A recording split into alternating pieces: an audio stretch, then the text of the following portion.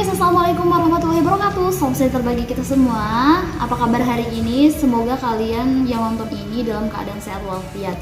Nah, seperti biasa, jam ini kalau udah duduk di sini berarti untuk menemani kalian mengulas beberapa informasi maupun berita yang terbit di koran harian Rakyat Benteng.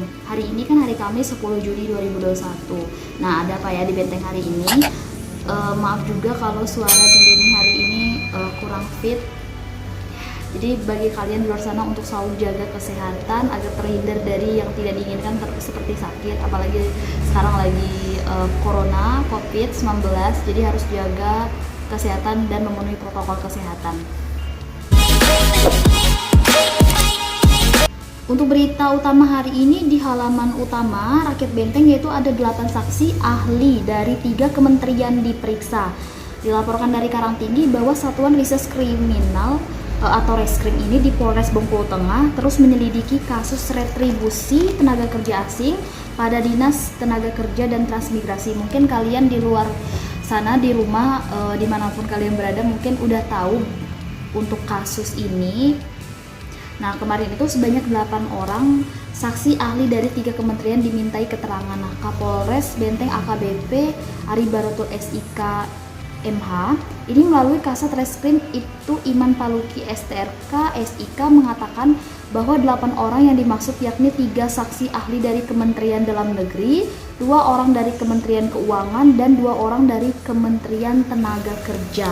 Dijelaskan di sini bahwa dari hasil keterangan akan disusun terlebih dahulu, kemudian dilanjutkan dengan gelar perkara secara internal dan menunggu petunjuk pimpinan. Nah, Iman menuturkan penyelidikan retribusi tenaga kerja asing pada tahun 2016 hingga tahun 2019 silam ini yang diduga adanya pelanggaran hukum, di mana dalam rentang 4 tahun tersebut adanya penarikan uang senilai 1,6 miliar rupiah. Nah, adapun saksi lain yang telah diperiksa sebanyak 3 orang, mulai dari Kadis, Kabid maupun Kasih yang menjabat di zaman tersebut. Nah, selanjutnya ini masih dari halaman utama bahwa salah satu warga yang terpapar COVID-19 meninggal dunia. Dilaporkan dari Pondok Kelapa bahwa angka kasus COVID-19 meninggal dunia ini di Kabupaten Bengkulu Tengah kembali bertambah 1 orang, yakni S berusia 64 tahun, warga asal Kecamatan Pondok Kelapa yang meninggal dunia pada hari Selasa 8 Juni pagi setelah sempat menjalani isolasi di Rumah Sakit M. Yunus, Kota Bengkulu. Kemudian pada siang harinya jenazah telah dimakamkan di desa setempat. Diceritakan Yoki, Kabid Pengendalian Penyakit dan Penyihatan Lingkungan Dinas Kesehatan Benteng, pada Jumat 28 Mei mendatangi Rumah Sakit M. Yunus untuk kontrol ke poli jantung. Nah, sepulang dari rumah sakit di perjalanan S kehujanan. Pada keesokan harinya Sabtu 29 Mei mengalami meriang, batuk, lemas dan pusing, lalu pada Minggu 30 Mei telah sembuh. Selanjutnya pada Senin 31 Mei kembali merasakan lemas, lalu oleh keluarga dibawa ke Rumah Sakit Umi Kota Bengkulu dan dirawat selama 1 hari.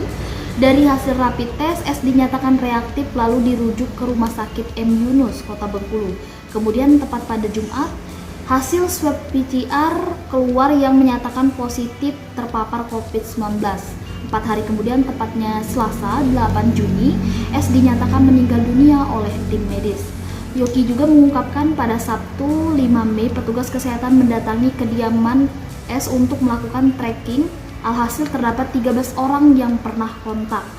Sementara Kasih Surveillance dan Imunisasi Dinkes Benteng Nurul Fajri ini mengatakan data per kemarin jumlah kasus COVID-19 di Benteng mencapai 261 orang. Rinciannya itu 244 orang sembuh, 11 isolasi, 154 suspek. Untuk wilayah zona merah terdapat 8 kecamatan dan 3 kecamatan zona kuning. Selanjutnya ini terkait dengan serah terima jabatan 5 Pama atau perwira pertama Polres Benteng serah terima jabatan. Nah, kemarin ini mengikuti upacara serah terima jabatan diantaranya Kapolsek Tabak Ranjung itu Muhammad Rizky diangkat sebagai Kapolsek Ketahun Bengkulu Utara. Posisinya digantikan itu Apion Sori SH yang sebelumnya Kapolsek Padang Ulak Tanding Polres Rejang Lebong. Terus selanjutnya Kapolsek Talang 4 AKP Radian Andi Pratomo SIK diangkat sebagai Kasat Lantas Polres Rejang Lebong. Posisinya digantikan oleh AKP Budimansyah Esos yang sebelumnya menjabat Kasat Narkoba Polres Bengkulu Tengah. Lalu ada posisi Kasat Narkoba digantikan Ibnu Ratno Supandri yang sebelumnya Kapolsek Tanjung Kemuning Polres Kaur. Selanjutnya ada Kabak SDM Polres Benteng AKP Suraya Esa diangkat menjadi Kabaklok Polres Kaur dan posisinya digantikan oleh AKP Yosril Radiansyah SH yang sebelumnya menjabat Kasubag Bin Latops Bak Binops Rub Polda Bengkulu. Maaf kalau Jin ini nyebutinnya ada belibetnya atau salahnya. Selanjutnya ada Kapolsek Karangtinggi itu Asep Prandi STRK diangkat menjadi Paur Subag Dalpres bagian SDM Polres Benteng dan posisinya digantikan oleh itu Aldino Murullah STRK yang sebelumnya menjabat sebagai Kaur Binopsnal Satin Telkam Polres Bengkulu Utara. Terakhirnya ada AKP Subagio Kapolsek Enggano Polres Bengkulu Utara diangkat menjadi Kabaklok Polres Benteng. Nah, Kapolres Benteng AKBP Ari Baroto SIK MH juga mengatakan jika pergantian posisi jabatan sebagai bentuk penyegaran organisasi dan pengembangan karir bagi personil. Ari juga berharap ini kepada pejabat baru agar dapat memberikan kontribusi pelaksanaan tugas kepolisian di Polres Bengkulu Tengah. Untuk berita terakhir hari ini masih dari halaman liputan 11 RBT, Taman Hutan Kota Jadi lokasi tongkrongan remaja. Dari Taman Hutan Kota di Desa Renas Manik, Kecamatan Karangtinggi, saat ini kerap kali menjadi lokasi tongkrongan remaja desa setempat maupun desa tetangga. Salah seorang remaja, Lestari, mengakui hampir setiap hari dirinya bersama anak remaja lain hampir setiap minggu mengunjungi lokasi. Bahkan jika dihitung kurang lebih pengunjungnya itu mencapai 30 orang. Lestari juga menuturkan selain untuk menikmati suasana, sering dijadikan tempat belajar kelompok dan bahkan kegiatan senam. Kabid Pemasaran Dinas Pariwisata Kabupaten Bengkulu Tengah, Syarkoni Esa, mengatakan Taman Hutan Kota telah dikelola sejak tahun 2019 sebelumnya oleh Dinas Lingkungan Hidup Benteng.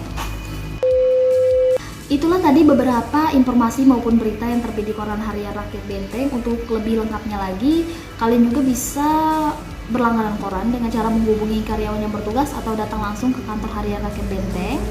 Tidak hanya itu saja, kalian juga bisa mengakses website kami, website resmi di rakyatbenteng.com. Jangan lupa juga untuk follow semua media sosial kami dari Facebook, Twitter maupun Instagram. Dan untuk kalian yang belum subscribe channel kami, jangan lupa juga untuk subscribe.